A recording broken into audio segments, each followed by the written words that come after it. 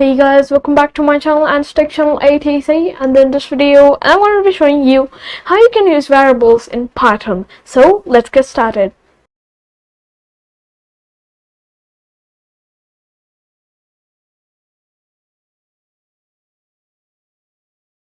So first of all, now let me show you what are variables. So let me show you my screen now. As you can see, I've created a file main.py. So if you haven't seen my previous video where I install Python and Visual Studio Code, make sure to check that out. So, and I have opened a terminal to run my file. So let me write Python 3. Okay, there we go. So as you can see, there is no output because the file is blank right now. So now let's write something. So first of all, now let's see how you can create your own variable.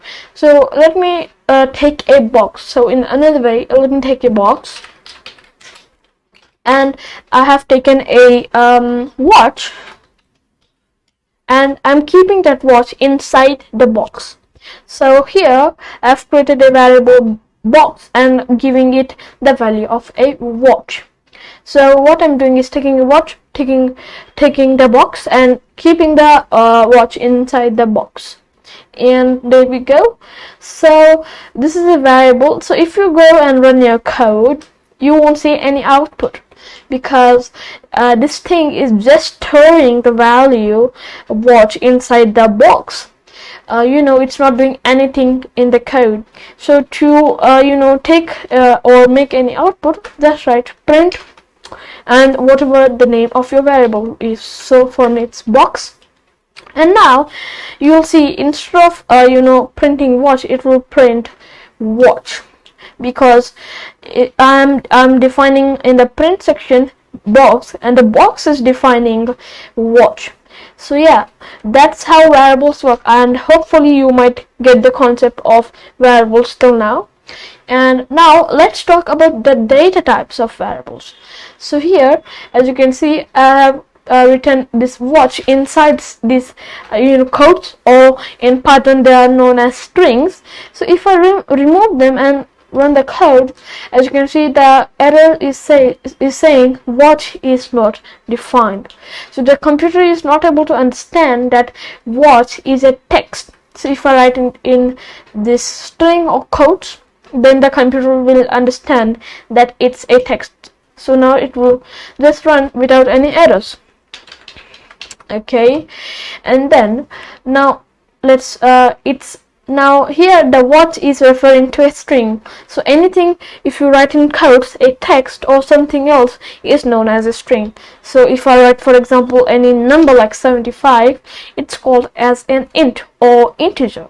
So as you can see, I haven't written 75 in like quotes. The code will run just fine, as you can see.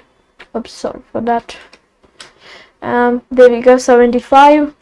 So the computer will know that there are numbers. These are numbers. So if I write these in quotes, it will just work fine as it is. But if I write 75 plus 10 and run the code, it says 75 plus 10. But if I remove these strings and then run the code, it says 85. So if I put the strings, the computer is not able to understand that these are numbers, and I'm trying to add 10 to 75. But if I remove the strings or quotes and write 75 plus 10, the computer will able to understand that I'm writing 75 and adding 10 to it. So that's why it's giving me the output as 85. So yeah, that are integers. And then after integers there are doubles. So any number, for example 10.11 or like 12 is a double. So like it's referring to a number with a decimal in it, so it will just work fine. Like it's saying like it's like integer. If I write string, it will also work fine. If I write plus 10, it will say 10.12 plus 10. But if I remove the curves, yeah, there we go. Oops. What? Okay, let me use this render. Okay, as you can see, it's giving me the output 20.1999. I don't know how much nines are those. So yeah, so those are, you know, double or a numbers with decimal. Then we are having bool. So bools are you know, most used you know, data types in variables. So bools are referred to as true or false. So if I write box is equal to true, so I'm just writing like box exists. Well, sorry for that. So I'm just writing that a box exists, and if I'm writing false,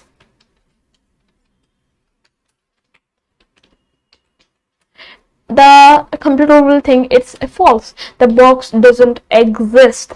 So I'm just giving it as an example. So if you can write, you know, false or true in codes, but the computer will think that it's just any text. But if you write it without codes, make sure everything is case sensitive, because if you write f in small, you know, it will give you an error. Same for the true.